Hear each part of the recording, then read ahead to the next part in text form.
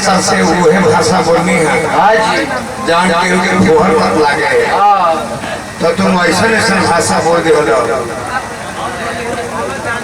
बोल जान याद हमारा आवेला कि ना तब तू कहला है बोला बेटी याद हमारा आवेला कि तू कहला है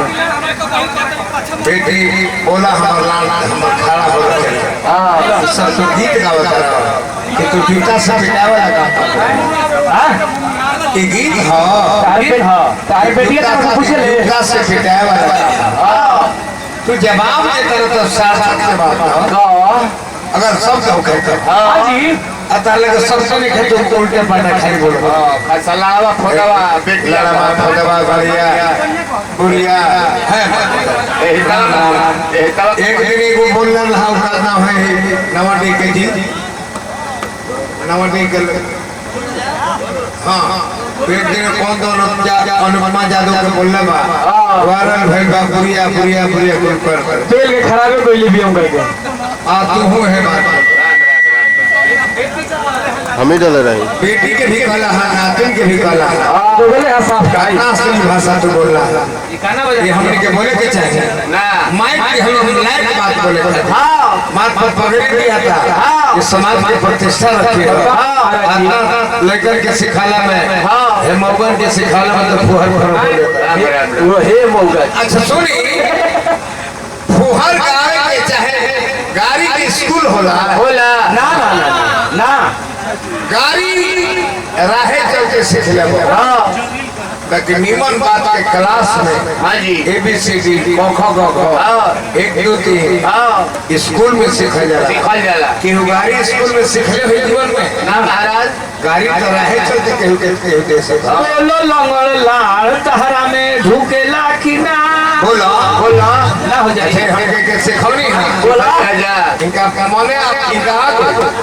इना हो जाई ठीक बेटी तो थोड़ा सा बेटी पकला बहन पकला इतना ना करता हित के बाहर देखो भाई रहो हमार बेटी भाई उतहार बेटी भाई हां तहरे नु बेटी अरे छोड़िए कर जब तू बोला हम संगे गावत था तो भाई ने भैया हमारे बेटी के गाड़ी दे देला अपन तो जने अपना बेटी में घास देला घास देला साफ ई मामा हमारा बेटी के गाड़ी दी हलो तो समझ लगे तो अपने बेटी में घास भी होला बेटी के फाड़ भी होला राम राम कैसे तू बाबा हम के भरवा हमारा कैसे ना कहे के चाहिए करवा त लाजबा महाराज आतना सुंदर व्यास हो आतना लगल फुहर असली माथा घास याद सिखले बड़ा इशारा वाला जातो 5 बजे ये से ठीक लगता यहां के मामा कहाइले हम मामा कहे हां है पूरा ब्रह्मांड के मामा है आई चंदा मामा है आवे विष्णु भगवान के विवाह भरे लक्ष्मी से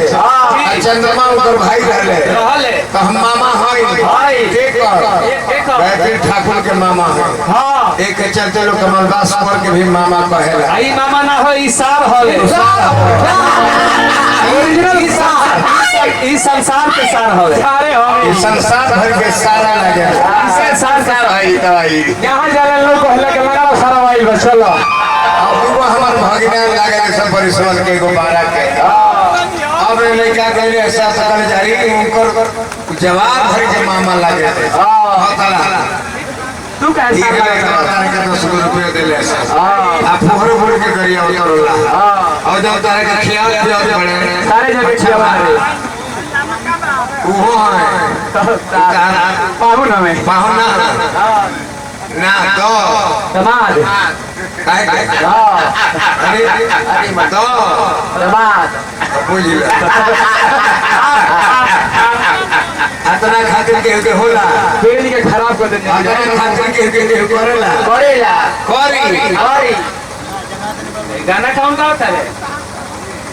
मुहावल लुकाओ हमरा के खाना बनावे खातिर करले सुना ओढ़नी के यार से ना तो जाके सुना हमरा के खाना बनावे करले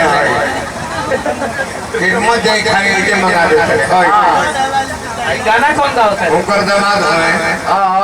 अभी अंदर के दामाद है बने अभी तक हमरा के खाना नहीं होते रहे पूरा मंडली हमारे उपवास से भी है। हाँ जी हमें जब मौज एक द्वार पर हमने खाना मंगवा देते क्या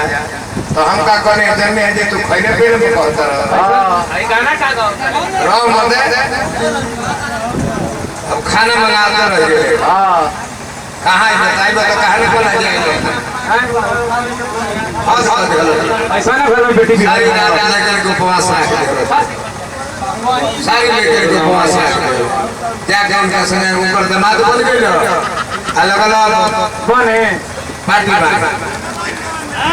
वीरेंद्र भाई के हमारे सार पर हम बाप लगे हमारे भतीजे शंकर बहन के बिया वीरेंद्र के बरजा पूछ लिया हम एक ही काम का समझी है महाराज जाता ना लड़का लहड़ा बड़े सोहनी के फंसा लेता रहे तो साचा गाना कौन मोहालू कबाब होली के आड़ से ना तो चोदवा वो तनी जाके होने साल साल में पछड़िया गीत गावे यही से हमारे गोल तुरले बड़े थे हम जीवन में आज तक अश्लील गीत ना गाए अब तू नहीं कर संग ऐसा गावा कर जे खिसिया कैसे आई हम ने की बोलो तू ये अपने बोले शुरू करे हम चार भाई हैं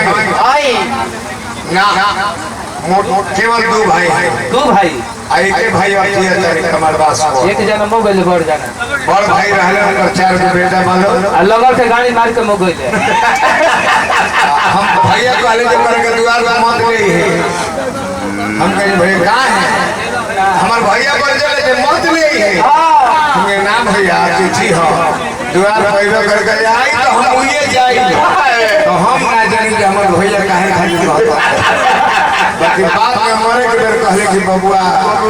इतना ओकर संगे गलती काम कर देनी गाड़ी मार देले बड़े ऊपर जे हमार शरीर में खूने ना रहे मार बोले घींच के पारा क्या हमार भैया के लिए भी चलल ले भी चल हमारा के नाल भी चल हम तहार क्रिया के टीका के भात खाई कही तारा का पील के मुंह घाल दिया